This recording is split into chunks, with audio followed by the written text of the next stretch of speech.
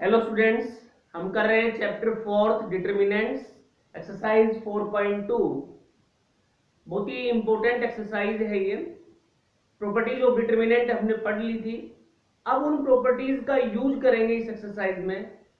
तो करते हैं। फर्स्ट क्वेश्चन है हमारा, without expanding prove that each of the following determinant Venice. बिना एक्सपेंड किए प्रूव करना है कि डिटरमिनेंट वेनिस है। Venice means zero. ठीक है, तो फर्स्ट पार्ट करता हूं इसका मैं। सबसे पहले मैं इस डिटरमिनेंट को डेल से लिख लेता हूं।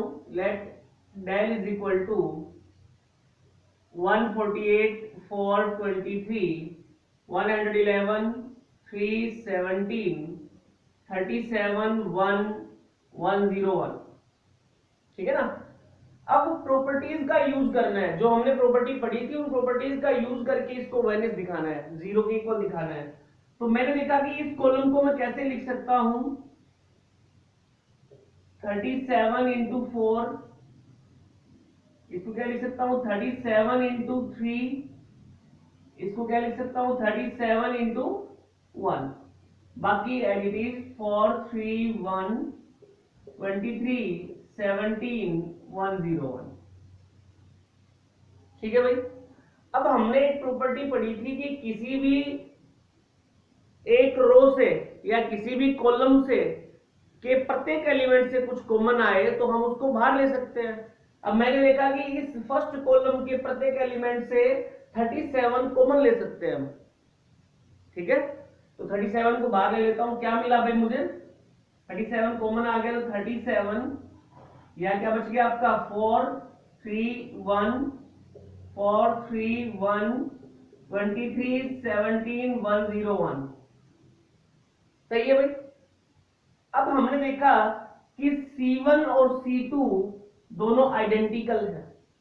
C1 C2 आइडेंटिकल है। तो हमने प्रॉपर्टी पढ़ी थी कि किसी भी डिटरमिनेंट की कोई दो रो या कोई दो कॉलम आइडेंटिकल हो तो उसकी वैल्यू क्या होगी, जीरो के इक्वल। तो यानी कि मैंने देखा कि C1 एंड C2 आइडेंटिकल है, इट मींस इसकी क्या होगी भी वैल्यू जीरो। तो ये 37 एज इट इज और ये क्या बन गया सारा जीरो। तो क्या मिल गया अभी मुझे 37 इंटू जीरो जीरो। और इसको मैंने जीरो क्यों लिखा, इसका रीजन लिख देता हूं।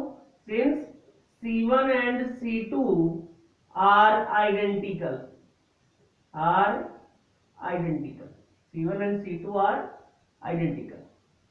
तो यही हमने विदाउट एक्सपेंड किए इस डिटरमिनेंट को जीरो के इक्वल दिखाना था। हमारा जीरो आ गया बाय यूजिंग प्रॉपर्टीज, हमने इसको किया। ठीक है, अगर आपकी प्रॉपर्टीज क्लियर है तो कोई दिक्कत नहीं है, बड़ी आसानी से आप इनको कर पाएंगे। तो हमने प्रॉपर्टीज का ही यूज किया और इस डिटरमिनेंट को किसके इक्वल दिखा दिया, जीरो के इक्वल।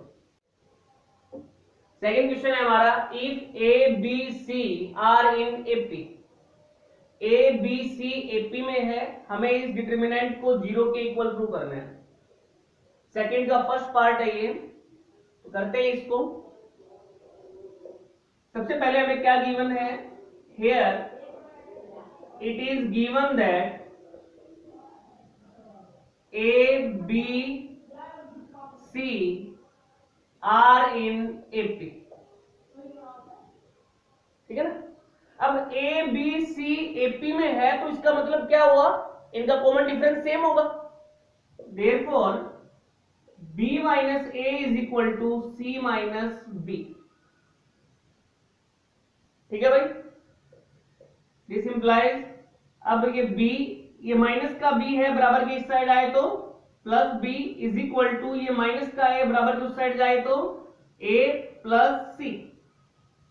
अब क्या मिल गया अभी मुझे, 2b is equal to a plus C, और इसको फर्स्ट नाम दे दिया मैंने।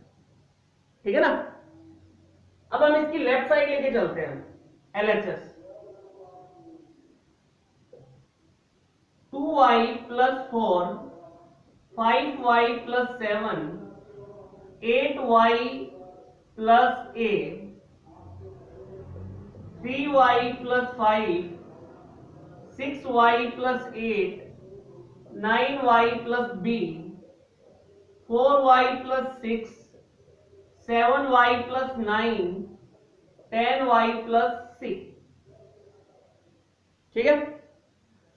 अब जब इस तरह के क्वेश्चन आते हैं हमारे पास प्रूव करने वाले, तो हमारी कोशिश ये रहेगी कि हम किसी एक रो या कॉलम में मैक्सिमम नंबर ऑफ जीरो बना सके, ठीक है ना। और वो जीरो कैसे बनेंगे? By using property. फिर हम उसी के अलावा उसको एक्सपेंड कर देंगे। तो एक प्रॉपर्टी थी कि हम किसी एक रो या कॉलम में किसी दूसरी रो या कॉलम को किसी कांस्टेंट से मल्टीप्लाई करके ऐड कर सकते हैं, ठीक है ना। वैसे तो कोई भी प्रॉपर्टी हम लगा सकते हैं, लेकिन ज्यादातर यही प्रॉपर्टी यूज होती है। तो भाई मैंने यहां क्या देखा कि मैं इस R1 और R3 को ऐड करके R2 को 2 से मल्टीप्लाई करके उससे सब्ट्रैक्ट कर दो। देखिए क्या होता है, operating R1 plus R3 minus 2R2। R1 और R3 को ऐड करके R2 को 2 से मल्टीप्लाई करके सब्ट्रैक्ट कर दो, तो मुझे क्या मिलेगा? देखिए 4y plus 2y 6y plus 6 plus 4 10, यानी कि 6y प्लस 10। अब इसको जब मैं 2 से मल्टीप्लाई करूंगा तो मुझे क्या मिलेगा? 6y plus 10। अब दोनों को सब्ट्रैक्ट किया तो क्या मिल गया? 0।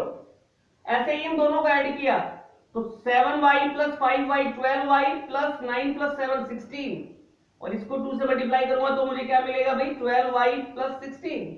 अब दोनों को सब्ट्रैक्ट करूंगा तो यहां क्या मिलेगा? 0। यहां इन दोनों को ऐड किया तो 8y plus 10y 18y plus a plus c, और इसको 2 से मल्टीप्लाई करूंगा तो क्या मिलेगा? 18y plus 2b। अब जब सब्ट्रैक्ट करूंगा तो 18y से तो 18y कैंसिल हो जाएगा, हमारे पास क्या बचेगा? a plus c minus 2b। सही है भाई। बाकी as it is 3y plus 5 6y plus 8 9y plus b 4y plus 6 7y plus 9 10y plus c, ठीक है ना। अब हमें ए बी सी एपी में गिवन थे, तो हमें क्या मिल गया था कि 2b is equal to A plus C, यानी कि मैं इस a प्लस सी की जगह क्या लिख सकता हूं? 2b। तो लिखते हैं भाई, इसको यहां करता हूं मैं। क्या मिल गया? फर्स्ट कॉलम हमारा as it is 0 3y plus 5 4y plus 6। Second column as it is 0 6y plus 8 7y plus 9। अब इस a प्लस सी की जगह मैं क्या लिख रहा हूं? 2b। तो 2b माइनस 2b, ठीक है भाई। ये 9y प्लस b, और ये क्या आ गया? 10y plus c। और ये हमने कहां से लिखा भाई? a प्लस सी की जगह 2b कहां से लिखा? Using first,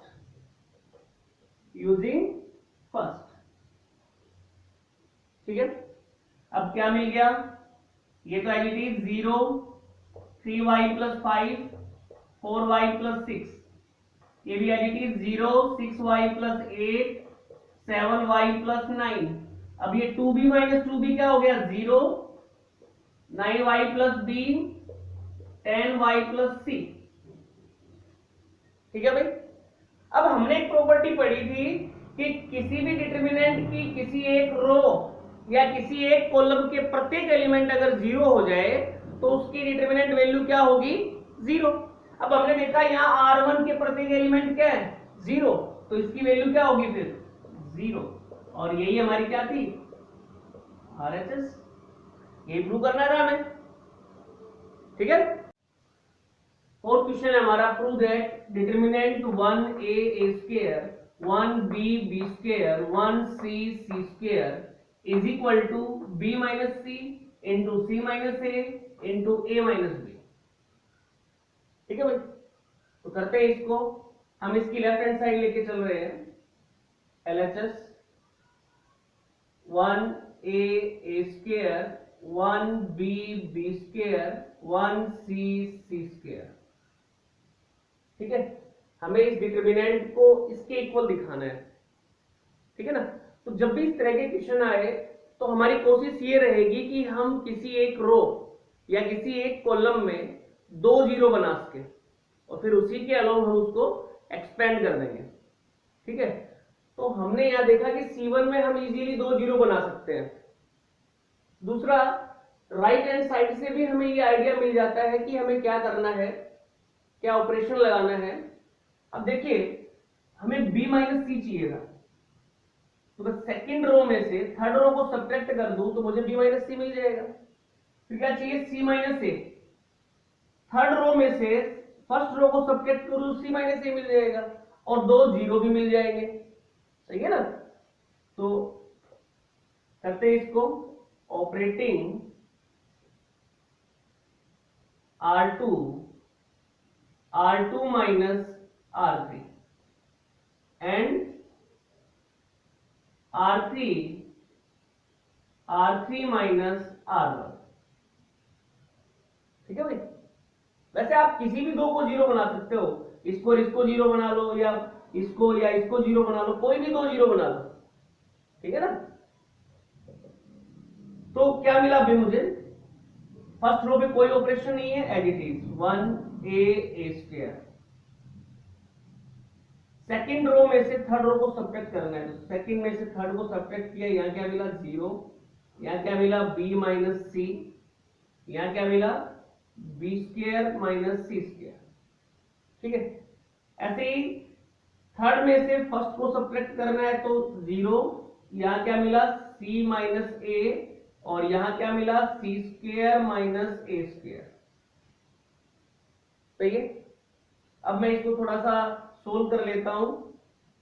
first row as it is 1a square 0b minus C, यहां देखिए b square minus C square, तो इसको मैं क्या लिख सकता हूं भाई, b minus C into B plus C. ठीक है, 0 c माइनस ए और C square minus A square को क्या लिख सकता हूं, c minus A into C plus A. Okay, अब हमने एक प्रॉपर्टी पढ़ी थी कि अगर किसी रो या किसी कॉलम के प्रत्येक एलिमेंट से कुछ कॉमन आए तो हम उसको बाहर ले सकते हैं। तो मैंने देखा कि R2 से b माइनस सी हम कॉमन ले सकते हैं और R3 से c माइनस ए हम कॉमन ले सकते हैं। तो कैसे लिखेंगे इसको, taking out b minus c and c minus a common from R2 and R3 respectively, we get क्या मिलेगा भाई हमें, देखो फर्स्ट रो तो एज इट इज। ठीक है ना, इससे हम b माइनस सी कॉमन ले रहे हैं और इससे c माइनस ए कॉमन ले रहे हैं, तो बाहर आ जाएंगे b माइनस सी और c माइनस ए। बाकी क्या बच गया वो लिख देते हैं भाई, first row as it is 1a square, फिर इससे तो हमने b माइनस सी कॉमन लिया तो क्या बचा, 0 1 b प्लस सी। थर्ड रो से हमने c माइनस ए कॉमन लिया है तो क्या बचेगा, 0 1 c प्लस ए। ठीक है, अब क्या बताया था कि जिस रो या जिस कॉलम में मैक्सिमम नंबर ऑफ जीरोज होंगे उसी से एक्सपेंड करेंगे हम। तो C1 में 2 जीरो है तो इसके अलावा इसको एक्सपेंड कर देते हैं, एक्सपेंडिंग अलोंग C1। तो ये तो as it is b minus C c minus A. अब इसको एक्सपेंड करूंगा तो ये 1 बाहर हो गया, ये रो छोड़ दी, ये कॉलम छोड़ दी, इसको इससे मल्टीप्लाई तो c प्लस ए और नीचे से ऊपर मल्टीप्लाई करें तो minus b minus C.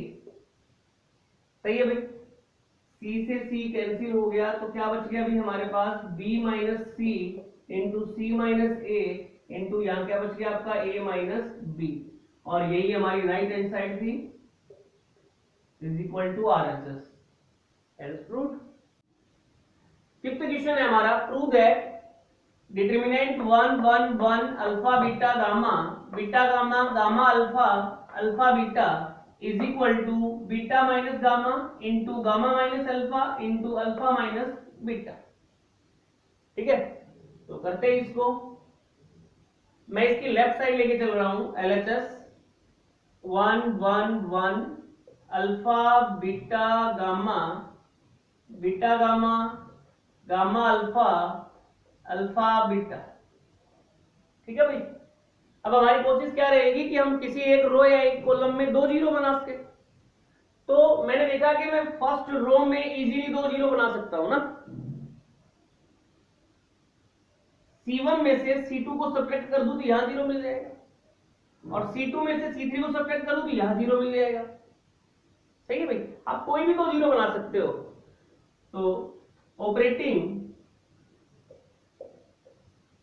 C1 minus C2 and C2 minus C3, क्या मिला भाई मुझे?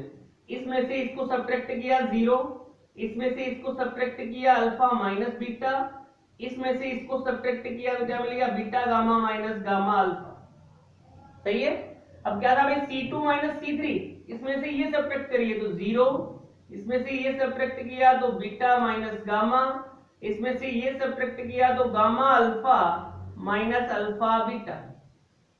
C3 as it is 1 gamma alpha beta. ठीक है भाई, अब इसको थोड़ा सा सोल्व कर लेते हैं हम। तो ये तो as it is 0 alpha minus beta. अब मैं यहां से माइनस गामा कॉमन ले लूं तो मुझे क्या मिलेगा? Alpha minus beta.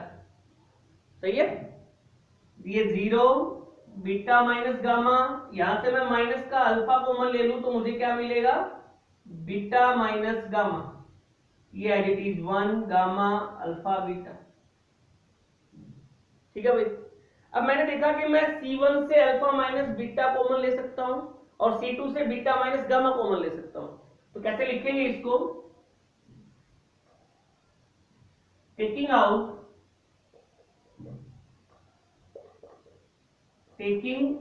आउट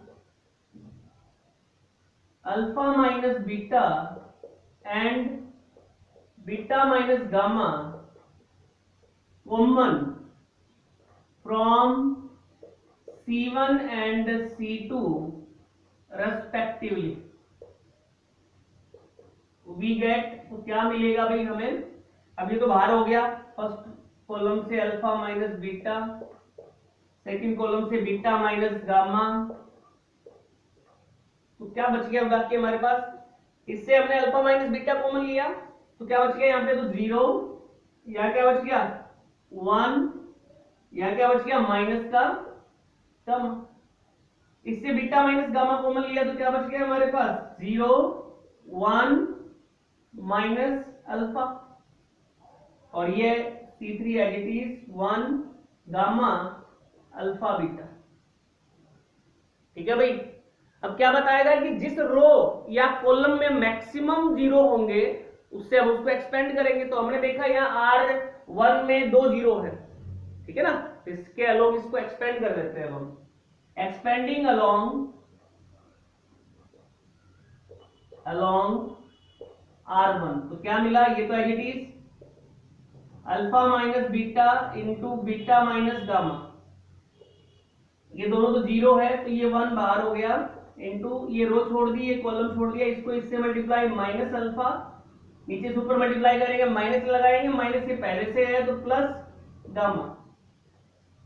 ठीक है भाई, तो ये alpha minus beta into beta minus gamma, और ये प्लस का ये माइनस का तो क्या लिख दूं इसको मैं? गामा माइनस अल्फा, और यही तो हमें प्रूव करना था। ये क्या होगी हमारी RHS। क्लियर? 7th क्वेश्चन है हमारा, prove that determinant x y z x square y square z square x cube y cube z cube is equal to x y z into X minus Y into Y minus Z into Z minus X. तो वही हम क्या करेंगे, इसकी left side लेके चलते हैं। LHS ले ली मैंने इसकी, X Y Z X square Y square Z square X cube Y cube Z cube. ठीक है भाई। अब मैंने देखा कि डायरेक्टली तो दो जीरो नहीं बना सकता मैं इसमें ना, लेकिन मैंने देखा कि C1 से x कॉमन ले सकता हूं, C2 से क्या कॉमन आ रहा है, y कॉमन आ रहा है, और C3 से क्या कॉमन आ रहा है, z कॉमन आ रहा है ना। और x y z मुझे चाहिए भी, जो प्रूव करना है उसमें देखिए। तो क्या किया मैंने, taking out x y and z common from C1 C2 and C3